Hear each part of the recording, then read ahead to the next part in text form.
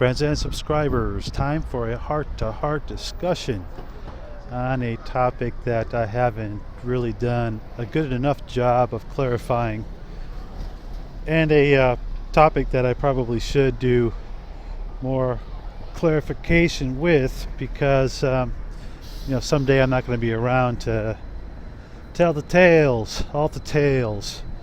And before I kick the bucket someday, I've got to have some kind of record of my opinion and my trials and tribulations in the Middle Kingdom and beyond. People ask me often, what's it like to work in China? And what they're trying to get at really is, they're not asking about being an English teacher here or whatever, or just being a businessman and coming for a brief amount of time and then going back home. What they really want to know is my experiences working for clients abroad, and also working in Chinese and co-op companies, which are Western and Chinese owned. And what's it like in the factories, in the factory floor? What's it like in the boardrooms? What's it like in the offices? And things of that nature, which is what I do on the technical side of things. I've had many different opportunities here in China, and I've gained a lot of knowledge and insight into how things are done, how things are handled, both in the East and the West, the pitfalls of the Chinese system versus the Western system, and other facts that a lot of people don't have privy to or knowledge base, because you don't teach this stuff in school. If they did, you would probably be getting a much better education for your money, which we know nowadays that higher learning is something very subjective, and a lot of these degrees of worthlessness out there are getting people nowhere. For the Chinese, their degrees are most often not something that they're going to do professionally. I would say 80%, maybe 75%, right around there. Their degrees do not get applied to an actual job in that field, because not everybody can be a fashion designer. If you're a girl here, right? A lot of them gravitate towards that. A lot of people here can't be engineers, can't be businessmen when they have no natural ability and no avenues for success in that field. Obviously, if their parents have a small business, it makes it an easier transition. But for a lot of these students here that are just trying to get a degree so they can go out and get a job working at a Quickie Mart, and that's really how it is.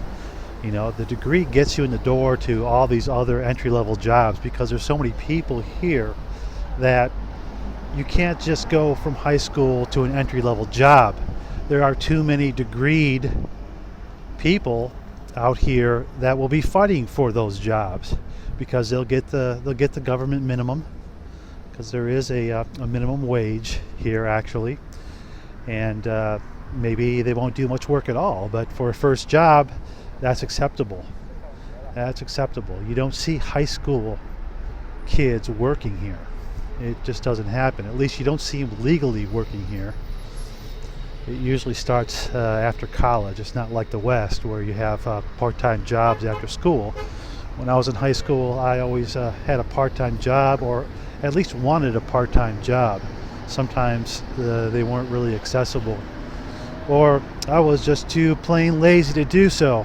And I was too busy going to rock concerts, traveling, football games, basketball games, all that kind of stuff that a teenage boy wants to do, versus going to a part-time job and flipping burgers. Well, anyway, the work, what's it like? Well, the Chinese way is very curious. We know that the Chinese have basically adopted the American system. And they had the two avenues to go through, right? They either had to go for economic reform or social reform. They chose economic reform because that was the avenue that was easiest for them to plan and build out, the least threat to their rule as far as the Central Party is concerned, and would allow them to amass even more power that way. Couldn't allow social reforms to slip in, because if they did, that would open the door to all kinds of stuff, the goodies that the West enjoys and the Chinese want, such as the right to vote for both local and national politicians, the right to form political parties, the right to actually own property, the right to do all of these things, including refuse forced abortions, which it still does happen, despite what you may think. There still are a lot of that going on in the rural areas, but that's for another day. So they couldn't have, any political threat to their empire, so to speak. So they went that route. The Chinese are the best capitalists in the world, hands down. They took the American system and they adopted it. And although they planned it carefully and it was slow to kind of develop, through the 80s and the 90s is when they really started to kick it in the ass, so to speak. And they ramped right up into the 2000s, having the largest reserves in the world, largest capital reserves. So that has been their story as far as the rise of power with money. In the factories, in the businesses, in the co-ops, on a more micro level, what you have is a clash of ideals between the East and the West. And it has to do with methods of madness to get things done. I'll give you an example. When I was working in Shenzhen, we had a factory floor / lab that had some very high-tech equipment, including I have a lot of experience with 3D printing and 3D print applications and things like that. Well, these 3D printers also would be accompanied by other machinery and high-tech devices that would make, among other things, molds for different products that can be manufactured on the cheap by crews of Chinese laborers working 3 shifts around the clock. The calibration for these type of high-tech machines are set by the manufacturer and also adjusted by the professionals that are trained to use them. And that is how we were able to fine-tune our production to get the best results, obviously, right? This is why white papers are made, and why we have managerial standards, and why people even go through Six Sigma black belt and all that other total quality management stuff, is so that you have a means to an end, and you know how to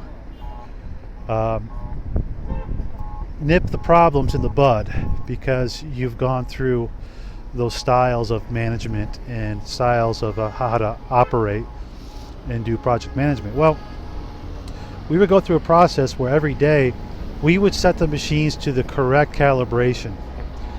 Overnight, the Chinese workers would set those machines to the calibration which they wanted to have it at. And that is because through their trial and error, they found that the calibration of the machine should make the molds bigger, so that they have more error leeway when they sand down and shave down these molds into what will eventually be the final product. Well, from a Western perspective, you want to get those molds as close as possible to what the finished material will be, because you don't want to waste time with the post-fabrication and refining these molds down to reach the final goal of getting a product out there, getting quality checked and get it shipped and so on. So, we calculated this. We looked at the time it took to actually get the final output. But for them They wanted to have that margin of error, even though it was going to cost them more in time, cost them more in material used to make these molds, and go outside of the manufacturer's specs, the recommended usage for this equipment, which among other things over time will render that equipment to be more faulty and have to be serviced more often, and can potentially ruin the operation in terms of machinery costs. So, but to explain this to them is like, pulling teeth. They have a method. So we would go through the song and dance, like I said, of we would calibrate the machines correctly, they would calibrate the way you want, and it'd go back and forth every day, back and forth, back and forth. And obviously, for a co-op company, you can't just go firing people right and left. You can try to train them, you can try to convince them that yes, this country, this company, and yes, you workers are penny wise and dollar stupid. Look at the time, the energy, the effort, the material, and the potential equipment failure rate of having your calibration settings here. That's like, pounding heads. So that's like a little micro story of the type of perils and pitfalls that a lot of foreign experts are going through here in China, and have been going through here in a long, long time. And you can imagine that if this is happening at, say, one company that I work for, it's got to be happening at a whole score of co-ops, around the country and even abroad, because there's a lot of Chinese companies in Africa and the United States and a lot of other countries. So that's the medicine you have to take if you want to do business. And unfortunately, it's still pretty much ingrained into the culture today. So what can occur here? What can the Chinese do? Well, if they have enough foreign experts and they have enough slave labor, they can pretty much work around these difficulties. But when the labor becomes too costly and foreign experts decide that they no longer want to play in the Chinese sandbox, then you've got a real problem. And I think that's kind of what we're looking at here down the road, is that labor costs and the willingness of foreign experts to invest all their time and energy into China is becoming a real issue here. There's a lot of foreign experts through all kinds of industries that have just packed up and gone home. The story of Google and Facebooks and all the bigger companies and industry that have finally said, this is just not working for us. I mean, we have a minority stake in what is our intellectual property, and we've got to butt heads with the Chinese and their methods, and it's just not advantageous for us as a company, despite the massive population of consumers. So more on this later. I hope that clears up some of the questions that I've been getting. I know it's not the most eloquent rant I've done, but I'm hoping to give some more information on this as time goes by. I thought about taking, video cam into the workplace and just showing you how things are there, but I never really delved into it because I think that is taking it a little bit far, as far as having no respect whatsoever for either the Chinese side or the American side. The company that you work for. I think that you've got to have at least some kind of respect and some kind of restraint if you expect the company to do so as well. So that's it from this side.